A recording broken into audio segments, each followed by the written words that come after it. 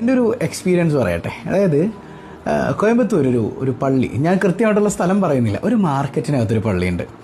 അപ്പോൾ ആ പള്ളിയുടെ അടുത്ത് തന്നെയാണ് ഈ മാർക്കറ്റിൻ്റെ ഓഫീസ് ഉള്ളത്. ആ ഓഫീസിൽ 12 ദിവസവും മൗലിദ് നടക്കുമായിരുന്നു.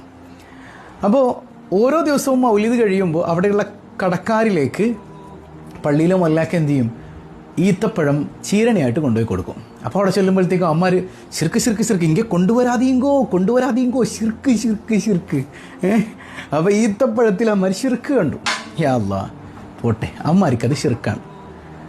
അങ്ങനെ 12ൻ്റെ അന്ന് ടൺ കണക്കിന് അരി അവിടെ ഭക്ഷണമായി വെച്ച്, നല്ല ഭക്ഷണം ഒരുപാട് പാവപ്പെട്ടവരിലേക്ക്, ആവശ്യക്കാരിലേക്കൊക്കെ എത്തിച്ചു കൊടുക്കുന്ന, ദാനം ചെയ്യുന്ന മനോഹരമായ സദസ്സുണ്ട്.